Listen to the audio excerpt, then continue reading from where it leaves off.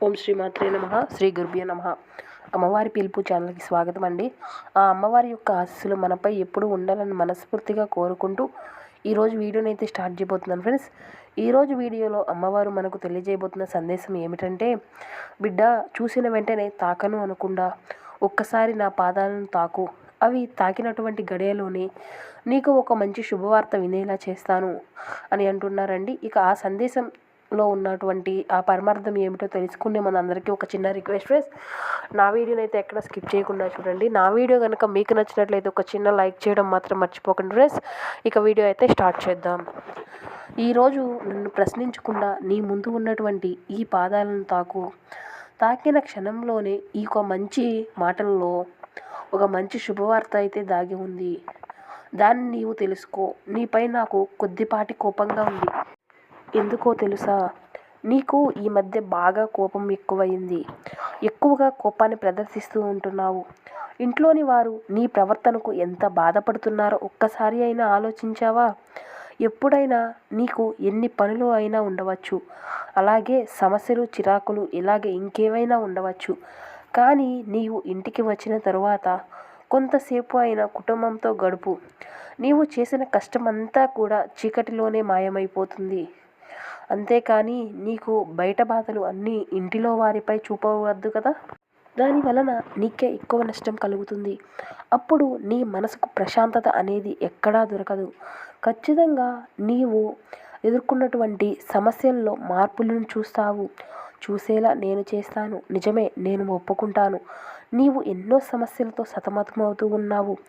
వాటిని నీవు ఎవరికీ చెప్పుకోలేక ఎంతగా కుమిలిపోతున్నావో నేను అర్థం చేసుకుంటాను. ఇప్పటి నుంచి నీవు ఇంట్లో వారితో సఖ్యతగా లేకపోతే నీకే నష్టం జరుగుతుంది. మరలా మీ మధ్యలో మీకే విభేదాలు ఏర్పడే ప్రమాదం కూడా ఉంది. అందుకే నా భయమంతా కూడా. దీనితో నీవు మరో సమస్యలో కూరుకుపోతావేమో. మరలా ఆ సమస్య నుండి బయటపడలేవు. కాబట్టి నీ మీద నాకు చిరు కోపంగా ఉంది. విభేదాలు రావడం వల్ల మీ బంధాలు కూడా కోల్పోయే ప్రమాదం ఉంటుంది.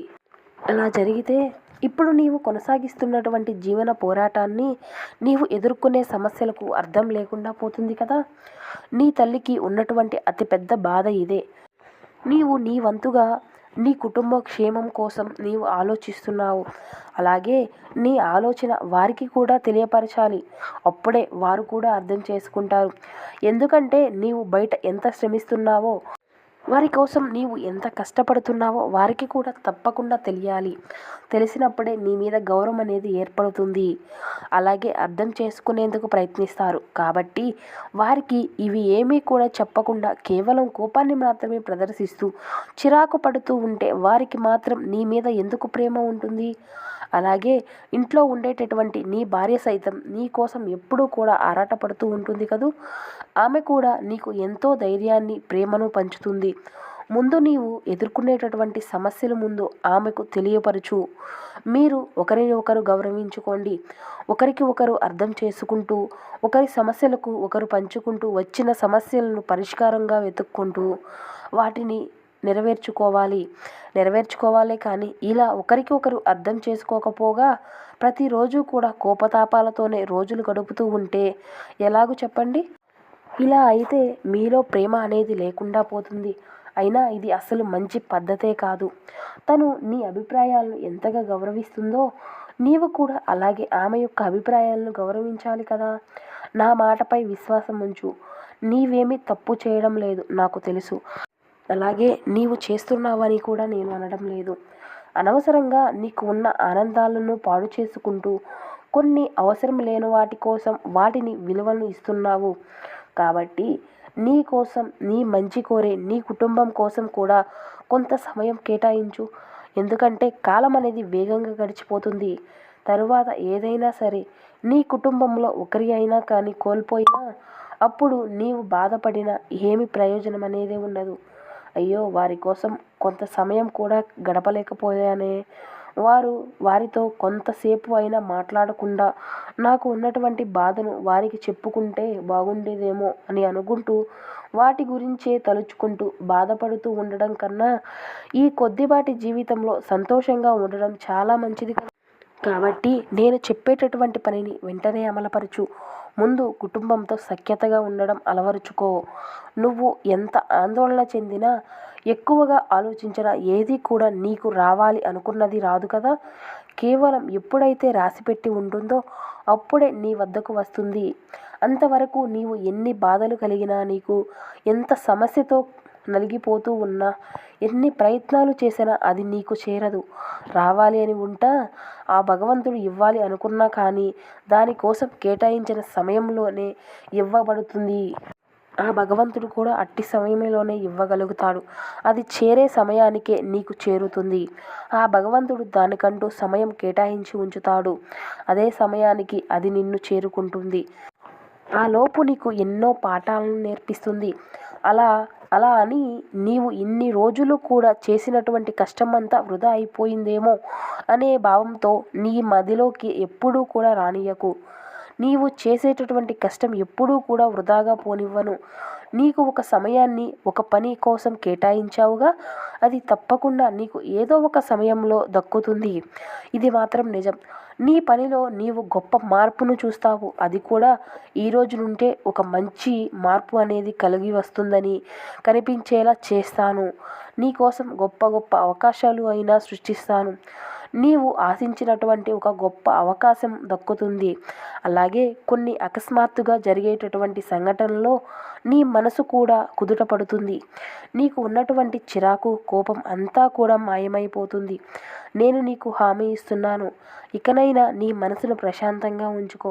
ఇకనైనా నీ కుటుంబంతో సఖ్యతగా ఉంటూ వారితో సంతోషంగా ప్రశాంతంగా గడుపుతావు అని నాకు మాట ఇస్తావు కదూ.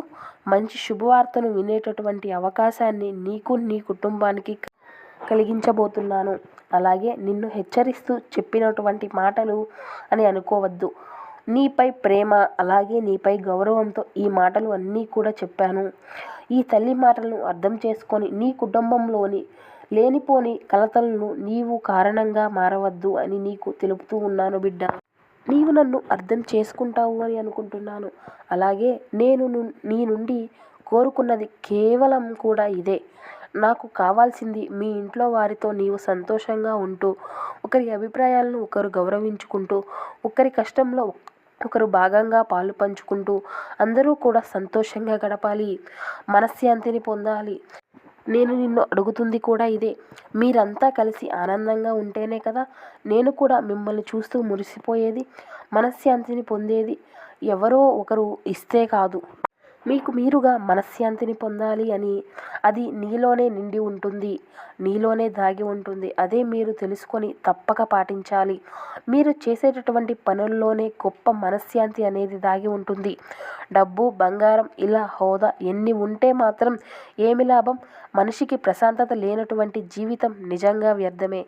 సంతోషంగా నీ కుటుంబంతో గడపాలి అని మరోసారి నీ తల్లి కోరుకుంటూ సెలవు తీసుకుంటుంది. సో విన్నారు కదండి అమ్మవారి సందేశం. ఈ సందేశం మీ అందరికీ నచ్చింది అని అనుకుంటున్నాను.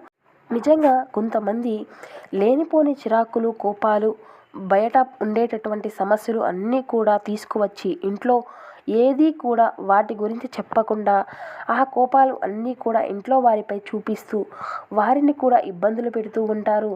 ఏదైనా కానీ ఎవరికీ చెప్పుకోలేనంత స్థితిలో ఉన్నా, ఎంతటి సమస్య వచ్చినా సరే బయట ఎవరినో నమ్మే కంటే ఇంట్లో వారితో మీకు ఉండేటటువంటి సమస్యల గురించి చెప్పుకుంటే వారికి తగినటువంటి ఆలోచనలు వారు తెలుపుతారు కదండి.